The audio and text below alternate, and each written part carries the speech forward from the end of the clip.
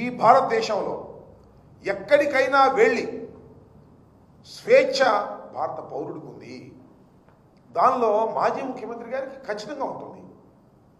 తమ కార్యకర్త మరణిస్తే ఆ కుటుంబాన్ని ఓదార్చవలసినటువంటి బాధ్యత జగన్మోహన్ రెడ్డి గారికి ఉంది కాబట్టే 18వ తారీఖున వెళ్ళి వారిని పరామర్శించి పలకరించి రావాలని నిర్ణయించుకున్నారు, వెళుతున్నారు.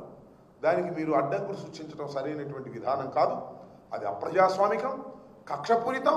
అది జగన్మోహన్ రెడ్డి గారు బయటకు వస్తే మేము బతకలేమనేటువంటి పరిస్థితులు మీరుంటే నాకు అర్థం కాదు. మీ తెలుగుదేశం పార్టీ బయట రాకుండా లోపల ఎట్టి పెట్టేస్తారు. మన ఇళ్లలోనే మా కార్యకర్తలు ఏమైనా జైల్లో పడేస్తున్నారు.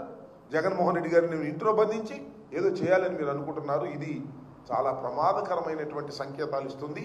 ఇప్పటికైనా చంద్రబాబు నాయుడు గారు, లోకేష్ గారు, తెలుగుదేశం పార్టీ ఇలాంటి అప్రజాస్వామికమైన విధానాలను పక్కన పెట్టి ప్రజాస్వామ్యయుతంగా ప్రవర్తించాలని మీ ద్వారా వారికి హెచ్చరిస్తున్నారు. ఎవరు ఎస్ చెప్పండి. మేము ఇంతవరకు వెళ్ళాం, ఇన్ని పర్యటనలకు వెళ్ళాం. ఎక్కడ లాండ్ ఆర్డర్ సమస్య వచ్చిందండి? ఎక్కడ లాండ్ ఆర్డర్ సమస్య వచ్చింది? మీరు ఎదురు వచ్చిన తోట వచ్చింది. మీరు ఎదురు రావచ్చా? పొగాకు రైతులను పరామర్శించడానికి వెళ్తే బెలూన్లు పెట్టుకుని ఎదురు వస్తారండి.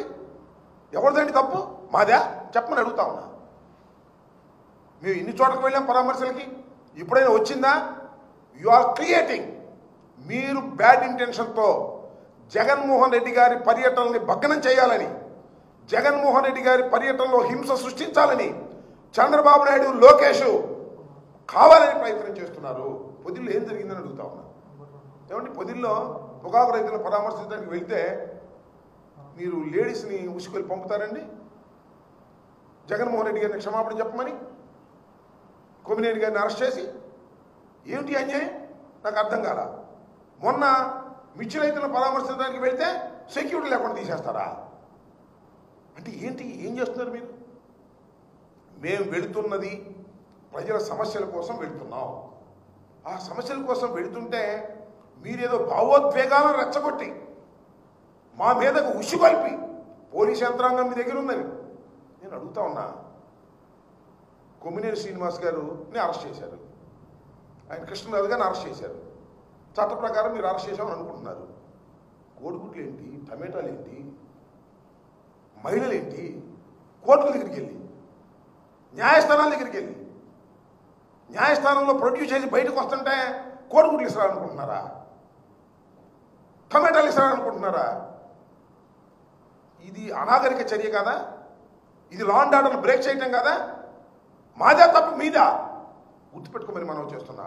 మిస్టర్ లోకేష్, మిస్టర్ నారా చంద్రబాబు నాయుడు గారు, మీరు అధికారం ఉందని అతిగా ప్రవర్తిస్తున్నారు. గుర్తుపెట్టుకోండి. మానవుడికి స్వేచ్ఛ ఉంది. ఆ స్వేచ్ఛ ప్రకారం మేము వెళ్తున్నాం. That is our right. మీరు ఇటు పోలీసులను ఉపయోగిస్తారు, ఇటు మీ కార్యకర్తలను రెచ్చగొట్టి మీరు ఆ కార్యకర్తలను ఉపయోగిస్తారు. ఏదైనా జరిగితే కేసులు మా మీద పెడతారు. ఇదేగా జరుగుతుంది. ఇంతకన్నా ఏమైనా తేడా ఉందా చెప్పండి. రాష్ట్ర ప్రజానీకాన్ని అడుగుతా ఉన్నా నేను. ఇంతకన్నా ఏమైనా తేడా ఉందా? ఓ పక్కన కేసులు పెడతారు, మరో పక్కన జనాన్ని రెచ్చగొడతారు, కోడిగుడ్లు లేపిస్తారు, టమాటాలు లేపిస్తారు. ఏదనంటే కేసులు మా మీద పెడతారు. ఎన్నాళ్ళు సాగుద్దే ఇది? చూద్దాం. అది కూడా ఎన్నాళ్ళు సాగుతుందో ఈ ప్రజాస్వామ్య దేశంలో.